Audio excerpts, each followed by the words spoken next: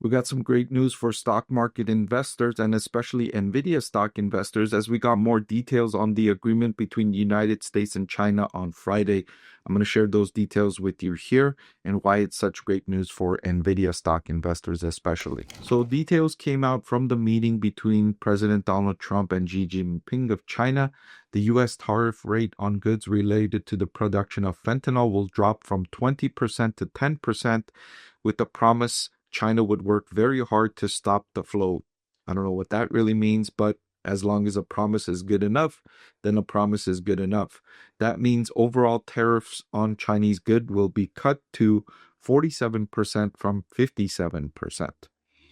There was also notes that the president could drop the other 10% from this 20% total, decreasing to 37% if the handshake agreement on what it means to work very hard, as long as President Donald Trump himself feels that the Chinese are working very hard, whatever quantification that means, then the other 10% could be dropped also. So we could be looking at tariffs as low as 37% on China.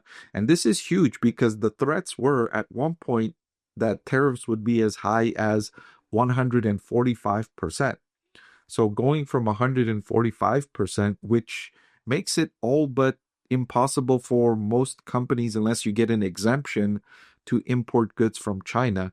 They would have to end that product line or move that production to some other Southeast Asian country or some other country where the cost of production is similar to the cost of production they were paying in China, because the cost of production to go from China to the United States is too restrictive for most businesses to continue that product. Most businesses, I'm noticing, will either move production from China to another country or just end the production of that product altogether.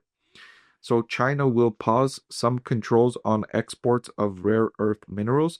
And this is a big sticking point because China has a near monopoly on not just the mining, but also the processing of some of these rare earth minerals. And so this has been a strong negotiating tactic, a tool for China to get the United States to come to the negotiating table and offer these kinds of concessions, like reducing the tariff rate from 57 to 47%, and also talking about reducing it further to 37%. Click the link below to watch the full video.